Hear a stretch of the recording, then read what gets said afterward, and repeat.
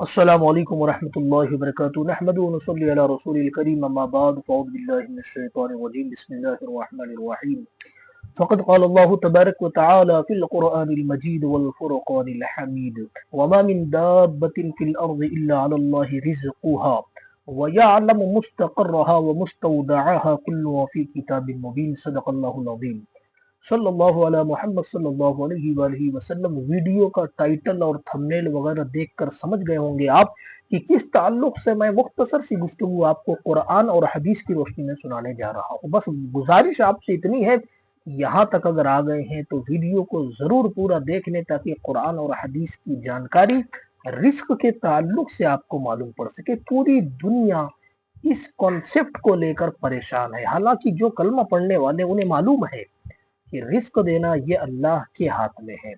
رزق اللہ انسان ہو یا جانور ہو، تمام لوگوں کو اللہ رزق عطا کرتا ہے، اس کے باوجود آج کے دور میں بندہ پریشان نظر آ رہا ہے۔ اس لیے میں نے یہ ویڈیو آپ کے سامنے رکھا ہے۔ سب سے پہلے قرآن سے شروعات کر لیتے ہیں۔ یہ قرآن، یہ اللہ کی کتاب جو نبی پاک صلی اللہ علیہ وسلم پر نازل ہوئی، آسمانی کتاب ہے۔ سب سے بڑا مرتبہ اللہ کی کتابوں میں، سب سے بڑا مرتبہ اس کتاب کا، اس لیے شروعات بھی یہیں سے کریں گے۔ اللہ فرماتا ہے زمین میں کوئی جاندار بھی نہیں مگر اس کا رزق اللہ تبارک و تعالیٰ کے ذمہ کرم پر ہے۔ وہ اس کے ٹھہرنے کی جگہ کو جانتا ہے اور اس کے امانت رکھے جانے کی جگہ کو بھی جانتا ہے، اور ہر چیز روشن کتاب میں لکھی ہوئی ہے، اور وہ روشن کتاب کون سی ہے؟ وہ قرآن پاک ہے۔ یہ قرآن کی آیت کا ترجمہ جو میں نے آپ کے سامنے آیت تلاوت کی تھی۔ مطلب یہ ہوا کہ اللہ تعالیٰ کی ذات بابرکات وہ ہے جو ہر چیز کو اپنے فضل و کرم سے اس کے مخصوص غذا اس تک پہنچانے پر اللہ قدرت رکھتا ہے۔ اس کی ذات پر کوئی چیز واجب نہیں ہے، ہاں اگر وہ خود اپنے فضل و کرم سے کسی چیز کو اپنے ذمہ کرم پر لے لے تو حسب وعدہ اللہ اسے پورا بھی فرماتا ہے۔ اس آیت میں اللہ تعالیٰ ہر جاندار کو رزق عطا فرمانے کا وعدہ فرما رہا ہے، اس کی ذمہ داری قبول فرما رہا ہے، اس لیے کہ وہ ہر ذی روح چیز کو اس کی ضرورت کے مطابق اللہ اسے رزق عطا فرماتا ہے۔ ٹینشن لینے کی کوئی بات نہیں ہے، کیونکہ وہ ہر ایک چیز کو، خواہ وہ ظاہر ہو یا باطن، وہ چیز کو بھی جانتا ہے، ان کے ٹھکانوں کو بھی خوب جانتا ہے، اور اللہ یہاں تک جانتا ہے کہ مرنے کے بعد بھی جہاں جہاں وہ ہوں گے اللہ ان کی جگہوں کو بھی جانتا ہے اور ان کی کیفیات سے بھی باخبر ہے، اس لیے وہ اپنے وعدے کے مطابق ہر چیز حسب حال انہیں رزق عطا فرما رہا ہے۔ یہ اللہ کی دست قدرت میں جو لوگ کلمہ پڑھتے ہیں یا پڑھے ہوئے ہیں انہیں معلوم ہے، اور یہ بات بھی میں مسلمانوں کے لیے ہی کر رہا ہوں۔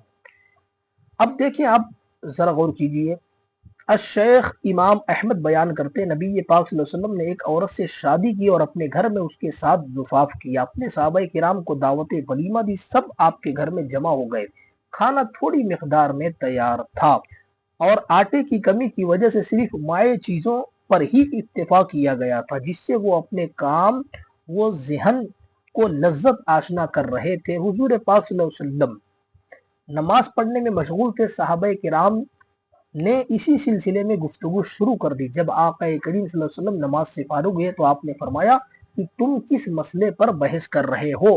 بحث و مباحثہ ہو رہا ہے۔ تو صحابہ کرام نے عرض کیا، یا رسول اللہ صلی اللہ علیہ وسلم، ہمارا موضوع جو ہے نا بحث کرنے کا، وہ رزق ہے، اللہ تعالیٰ کس طرح اس کے باہم رسائی فرماتا ہے۔ تو آپ صلی اللہ علیہ وسلم نے فرمایا، میں وہ بات تمہیں نہ بتاؤں جو جبریل امی نے مجھے بتائی ہے۔ وہ کیا ہے؟ ذرا غور کیجئے گا۔ آقا کریم صلی اللہ علیہ وسلم نے فرمایا، کیا میں وہ بات نہ تمہیں بتا دوں جو جبریل امی نے مجھ تک پہنچائی ہے؟ وہ بات کیا ہے؟ گھر میں جمع تمام صحابہ کرام نے ایک زبان عرض کیا، یا رسول اللہ آپ ضرور بتائیں، مہربانی فرمائیں۔ تو آپ نے فرمایا، جبریل امی نے مجھے خبر دی کہ حضرت سلیمان علیہ السلام سمندر کے کنارے پر نماز پڑھ رہے تھے، تو آپ نے ایک چیونٹی کو کنارے پر چلتے پھرتے دیکھا جس کے منہ میں سبز یعنی ہرے رنگ کا پتا تھا۔ وہ سمندر کے کنارے پر پہنچ کر آواز دینے لگی تو سمندر سے ایک مینڈک نکلا جس نے اس کو اپنے پشت پر بٹھا لیا اور سمندر کے اندر غوطہ زن ہو گیا۔ تھوڑی دیر کے بعد میں وہ چونٹی دوبارہ سطح پر ظاہر ہوئی اور باہر نکل آئی، تو حضرت سلیمان علیہ السلام نے اس سے پوچھا کہ مجھے اپنے اس معاملے سے آگاہ کرو، تو چیونٹی نے جواب دیا کہ سمندر کی تہ میں ایک سخت چٹان ہے، اس کے اندر ایک کیڑا رہتا ہے، اس تک رزق پہنچانا اللہ تعالیٰ نے میرے ذمہ کرم پر لگایا ہے، یعنی اللہ کے ذریعے میں ہی، اللہ تبارک و تعالیٰ میرے ذریعے اس تک رزق پہنچاتا ہے، ہر روز 2 دفعہ اس کی غذا میں پہنچاتی ہوں۔ چیونٹی نے کہا، کس سے؟ حضرت سلیمان علیہ السلام سے، جو اللہ تعالیٰ نے اس کے مقدر میں جو ہے لکھ رکھا ہے، وہی رزق فکس ہے، وہ پہنچا دیا جاتا ہے۔ اور اس سمندر میں میڈک کی شکل میں ایک فرشتہ بھی پیدا کیا گیا ہے، جو مجھے ہر روز اپنی پشت پر اٹھاتا ہے اور سمندر میں غوطہ لگا کر اس کی چٹان تک مجھے پہنچاتا ہے، اور جیسے ہی میں وہ چٹان تک پہنچتی ہوں، وہ چٹان پھٹ جاتی ہے اور اس سے وہ کیڑا باہر نکلتا ہے، میں اسے اس کا رزق کھلاتی ہوں جو اللہ نے اس کے نصیب اور قسمت میں لکھا ہے۔ اللہ اکبر! کھلاتی ہوں، پھر وہ فرشتہ مجھے سطح پر لا کر چھوڑ دیتا ہے۔ وہ کیڑا جب اپنی روزی سے شاد ہو جاتا ہے، یعنی جب وہ اپنا رزق اور روزی کھا کر پیٹ بھر لیتا ہے، تو وہ اپنے زبان سے کچھ باتیں بھی کہتا ہے۔ یہ کون کہہ رہا ہے؟ چیونٹی حضرت سلیمان علیہ السلام کو، کہ اللہ جو ہے ہر نقص سے پاک ہے، وہ ذات بڑی ہے جس نے مجھے سمندر کے اندر، پتھر کے اندر پیدا فرمایا اور وہاں مجھے رزق دے رہا ہے۔ یہ کون کہہ رہا ہے؟ وہ کیڑا جو پتھر کے اندر ہے، آپ اندازہ لگائیے۔ تو جب وہ اللہ تبارک و تعالی سمندر کے اندر ایک پتھر کے اندر ایک کیڑا، جب اس تک ایک چیونٹی کے ذریعے سے اللہ رزق پہنچا رہا ہے، تو ہم اور آپ تو اشرف المخلوقات ہیں۔ اشرف المخلوقات کا مطلب جو پڑھے لکھے انہیں تو معلوم ہے، پر جو پڑھے لکھے نہیں ہیں انہیں نہیں معلوم ہوگا۔ تمام مخلوق اللہ تعالیٰ کی 18,000 سے بھی زائد مخلوق ہیں، اس میں سب سے مین عہدے پر، سب سے اوپر اللہ نے اشرف المخلوقات یعنی انسان کو رکھا۔ کماتی صرف ایک مخلوق ہے، کون؟ انسان۔ کماتی تو صرف ایک مخلوق ہے، مگر پھر بھی ان کا پیٹ نہیں بھر پاتا۔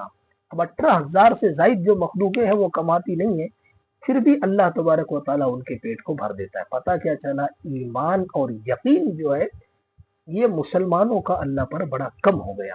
اگر مکمل ہوتا تو پھر پتہ چلتا کماتے ہم ہیں پھر بھی ہمارا پیٹ نہیں بھر رہا، باقی جو مخلوقیں کما نہیں رہی ہیں پھر بھی ان کا پیٹ بھر رہا ہے، تو کہیں نہ کہیں یقین کی کمی نظر آ رہی ہے۔